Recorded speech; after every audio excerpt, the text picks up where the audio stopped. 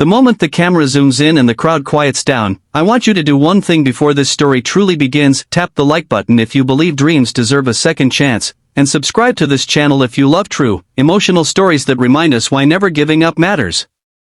Trust me, by the end of this story, you'll understand exactly why that small action means everything. The lights of the massive auditorium burned brighter than the sun back home in Cebu, and for a split second, Mateo felt like he didn't belong there.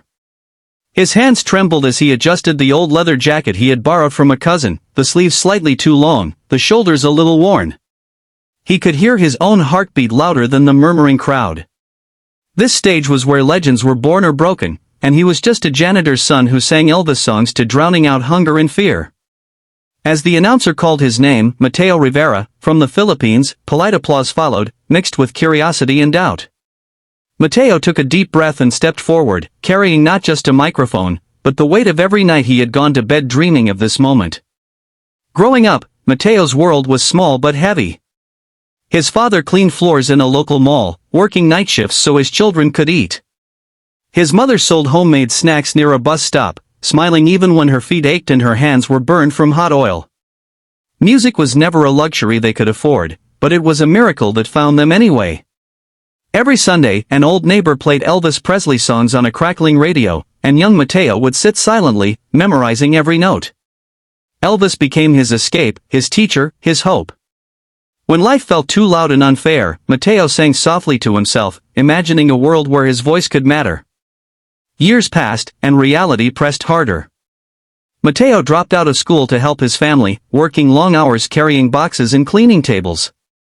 People laughed when he said he wanted to be a singer. Some were kind, others cruel. Dreams don't put food on the table, they said. But late at night, after work, Mateo stood alone by the ocean, singing to the waves as if they were the only audience that believed in him. He recorded himself on an old phone, watching international talent shows on borrowed Wi-Fi, wondering if someone like him could ever stand on a stage like that. When Mateo finally auditioned, it felt unreal.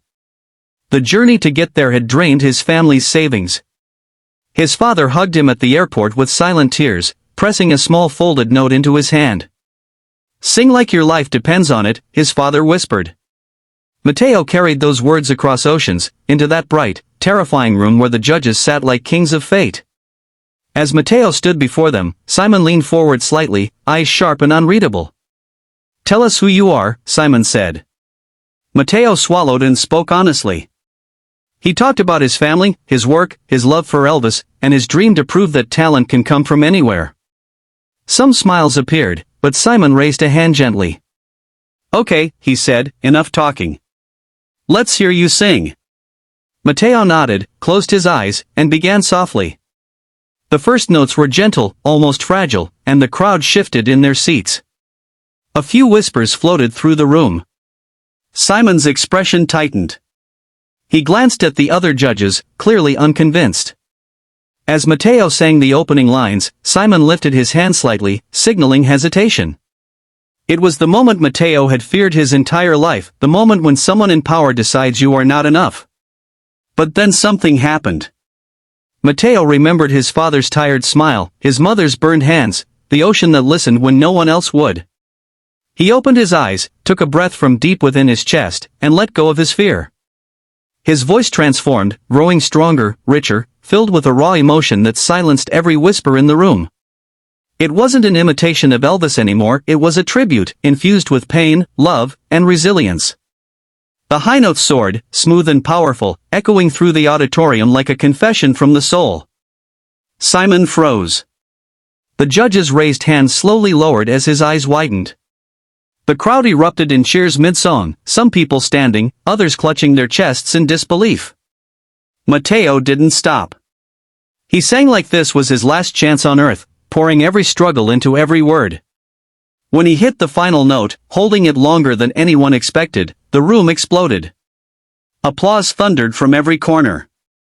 Some audience members wiped tears from their eyes. Mateo stood there, stunned, breathing heavily, unsure if what he felt was joy or shock. For a moment, there was silence. Then Simon spoke. "I was about to stop you," he admitted, his voice calm but sincere. "And I would have made the biggest mistake of the day. The audience roared again.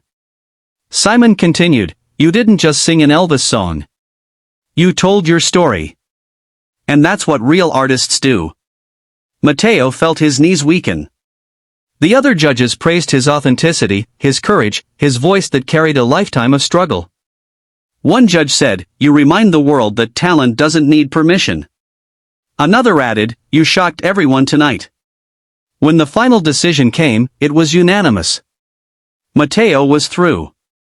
Confetti rained down, and the lights felt warmer now, kinder. Mateo covered his face, tears streaming down as he whispered thanks over and over. In that moment, he wasn't just a contestant, he was proof that dreams survive even the harshest realities. Back home, his family watched on a tiny screen, crying and laughing at the same time. Neighbors gathered, cheering as if they had all stepped onto that stage with him. Mateo's story spread quickly online. People called him the Filipino Elvis, but to many, he became something more, a symbol of hope. As the competition continued, Mateo faced new challenges. Critics questioned whether he could go beyond Elvis. Doubters waited for him to fail. But each performance, Mateo grew stronger, experimenting with his voice while staying true to his roots. He learned that honoring your idol doesn't mean losing yourself, it means finding your own voice through inspiration. In the finale, Mateo stood once again under the lights, no longer shaking. He sang not for approval, but for gratitude. Win or lose, he had already won something greater, belief in himself. When the final applause came, it felt endless, like the ocean waves that once listened to his lonely songs. Mateo didn't win the trophy that night, but he won hearts across the world. Record labels called. Opportunities opened. Most importantly, he returned home with pride, building a small music school for kids who, like him, only needed someone to listen. So if you're watching this right now, holding on to a dream that feels too big or too late, remember Mateo. Remember the moment Simon almost stopped him and what happened when he refused to stop himself. Like this video if you believe in second chances, subscribe if you believe stories can change lives, and never forget that sometimes, the world only hears you when you decide to sing louder than your fear. Before this story truly begins, I want you to do one thing: hit that like button if you believe in chasing dreams no matter the odds, and subscribe to the channel if you love stories that inspire and move your soul.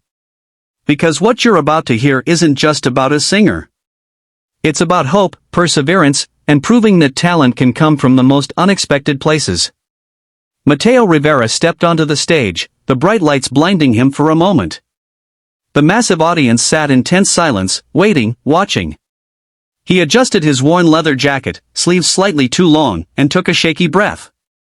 He was just a janitor's son from Cebu, Philippines, standing on one of the world's biggest talent stages, about to sing an Elvis song that had been echoing in his soul since childhood. The weight of every sacrifice his family had made pressed on his shoulders, but at the same time, there was a spark, a tiny, stubborn flame that refused to die. Growing up, life had been anything but easy. Mateo's father worked long nights cleaning malls, coming home exhausted but always smiling when he saw his children. His mother sold homemade snacks by a bus stop, burning her hands in oil, yet greeting every customer with warmth. There was barely enough to eat sometimes, let alone pay for music lessons. But music found Mateo anyway. Every Sunday, an elderly neighbor played Elvis Presley songs on an old, crackling radio. Mateo would sit for hours, memorizing every note, every inflection, imagining a life where music could lift him higher than the struggles he faced daily.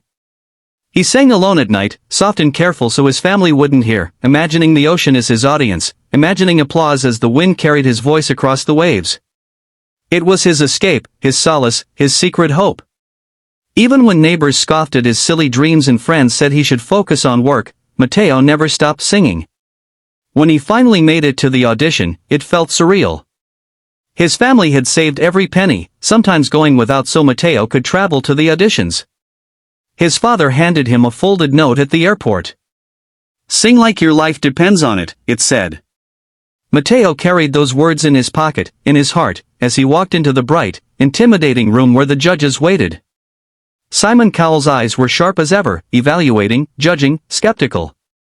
Mateo swallowed hard. He introduced himself with a soft voice, telling his story, how he worked to help his family, how music had been his only friend, how Elvis had inspired him to dream beyond the walls of his small world. Some judges smiled, some nodded politely, but Simon raised a hand. "Okay. Let's hear you sing," he said. And in that moment, Mateo felt the familiar tremor of fear. The moment when someone powerful decides whether your dreams are worth listening to. Mateo closed his eyes and began softly, almost whispering at first. The notes were tender, vulnerable, delicate. The crowd leaned in. Some murmured, others exchanged doubtful glances. Simon's hand twitched slightly as if to signal hesitation. Mateo knew he was close to being cut off. Every ounce of self-doubt from years of struggle rushed in, threatening to stop him. Then Mateo remembered the ocean. He remembered his father's tired but proud smile, his mother's burnt hands, the nights he spent singing alone. And in that instant, fear transformed into determination. He opened his eyes, straightened his posture, and let his voice soar. The song grew richer, stronger, filled with a raw, emotional intensity no one expected. It wasn't imitation anymore, it was expression. Every note carried a story of struggle, hope, and resilience. The room went silent, the kind of silence that makes your chest tighten. Simon's eyes widened. The other judges leaned forward, mouths slightly open. Mateo hit every note with precision, emotion dripping from every word.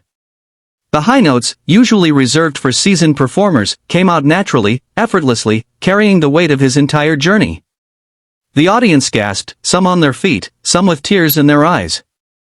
Mateo sang like this was his last chance on earth, and maybe it was. When he reached the final note, holding it longer than anyone thought possible, the room erupted. Applause thundered, whistles echoed. Simon Cowell leaned back, shocked, a rare smile breaking through his usual stoicism. "I was about to stop you," he admitted later, his voice calm but amazed. "And I would have made the biggest mistake of my life.